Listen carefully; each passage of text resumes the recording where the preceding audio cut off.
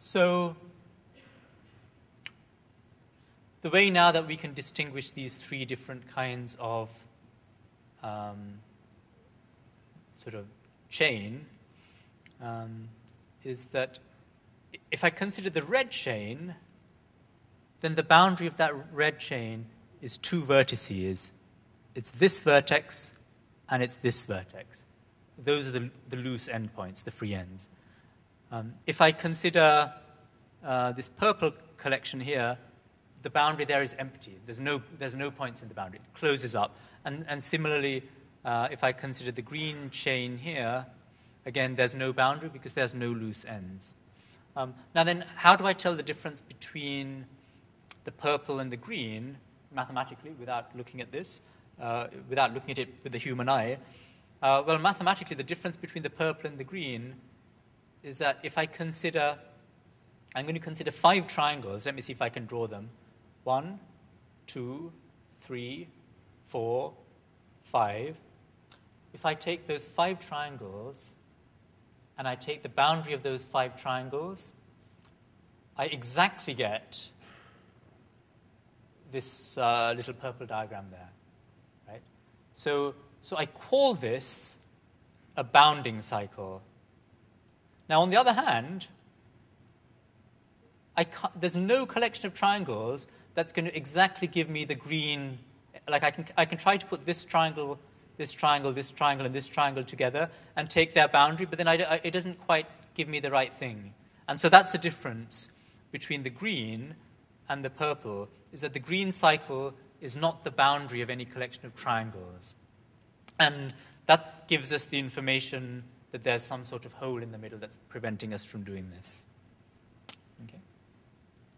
Okay, I'll now ease up on the math and then we can relax a little bit. What I will say, I'll just advertise a little bit of software. All of this is sort of free and open source. So we have Plex, which is something that I've worked on for several years, that's based at Stanford University, which is where I've been a postdoc. And the real motivating drive of Plex is to make some of these calculations automatic, so that anyone, even if you don't know topology, even if you don't know the mathematics behind topology, you can still feed this thing data and get answers like, how many holes does the thing have, right? And more recently, there's here at INRIA Saclay, the Geometrica group have started something called the CULT project, which I said 2009 onwards, hopefully this will be an open source repository where all the best algorithms and all the best methods that people are developing these days to do topology computationally will hopefully all be available in a single place in units that can be combined together. Now, what I'd like to do now is tell you about, so this is the closest that my talk will come to actual robotics. And again, it's very tangential.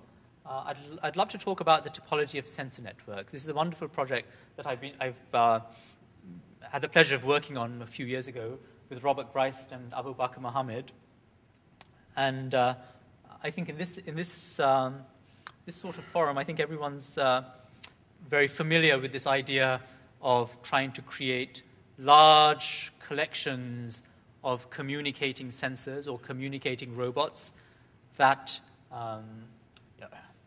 an army of killer robots or bumblebees, hundreds of bumblebees creating a hive or a swarm that individually each bumblebee has its task, but what's important is not what the individual bumblebees achieve, but what the swarm as a whole achieve. And the point is that what you're trying to do is solve global problems with local algorithms and local information. So today's example, this is something called the coverage problem. So we have a two-dimensional domain bounded by a fence. So the fence is there in dark blue. And it's populated by robots. So being a mathematician, a robot is just a little green blob on a diagram.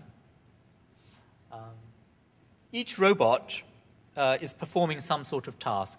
Now, the task can be outwards. It could be sending out a signal, like a transmitter. It could be inwards. It could be gathering information. It could be like a little camera or some sort of detector. And so, okay, there's an example of a robot. So it'll perform its task. It'll have some sort of coverage area, the little yellow circle in which it can do this task. Now, of course, I have a large number of robots, and each robot has its own coverage area. And so the very natural question is, so now they all turn on and they all do their job. And then the obvious question is, am I covering the entire region in question, right? You can see there's, here the answer is probably yes. There's maybe a couple of little holes. But by and large, I think I would say the answer here is yes. Now, the mathematical question would be, or the practical question would be, if I have a domain and I've filled it with little robots, how would I tell that I have covered the entire region, right? I mean, obviously, I can plot them up on a screen, and a human being can look at it. Like, we can all look at this with our eyes and our human brains, and we can say, yes, the whole thing is covered. But that's not obviously always the appropriate solution. So I'm going to just spend a few moments and say, well, okay, what information would you need to solve this problem? So intuitively, it would be, it seems like it would be very helpful to know the shape of the region that you're trying to cover. That seems like a natural piece of information. It seems like it would be a natural piece of information. So put the robots in there. It seems very natural to know where the robots are, right? Location. Now, at this point, I could stand aside and I could say, so how would I know where the robots are? Would I be using some sort of GPS? Would I be using some sort of coordinate system that the robots can track into? Who knows? It's not completely obvious that you always can. Once you have that information, once you have the shape of the region, once you have exact knowledge of the location of the robots, presumably at that point you can then do some sort of brute force calculation. So you send all the data to some mother robot in the middle who collects all the information, maybe plots her own little cybernetic grid and plots all the circles and figures out if there are any gaps. And presumably, if you do it cleverly, you can organize that calculation in an efficient way. But the basic intuition is it seems like it would be a really good idea to know the shape of the thing you're trying to deal with and to know the locations of the robots that you are working with. Now, but all of that information is geometry. Geometry is about knowing exactly where everything is, knowing what distances are, what angles are, what the exact shape of a configuration is. And topology is everything that geometry isn't, right? Topology is, we don't know any of this information. We just know rough shape. And so what we're going to try to do is we're going to try to attack the coverage problem rather than using geometry. We're going to try to use topology. And topology will allow us to weaken many of these assumptions. So here are the assumptions that we're going to weaken.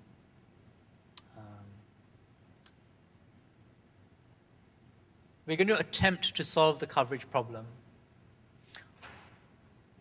without knowing the shape of the region that we're going to cover, right? The shape can't be too irregular, so there'll be some constraints, but fundamentally we won't know what it is. Is it a circle? Is it a square? Is it a little? Who knows? We won't ask. We will also let go of this idea that we need to know where the robots are. And what I'm going to claim is that actually all we need to know, if circumstances are favorable, all we need to know is some sort of relative information. So by relative information, say proximity information, let's say each of these robots has a unique identifying number, And so here I am, I might be one of these robots, and I can look around me, and I can identify my nearby neighbors, right?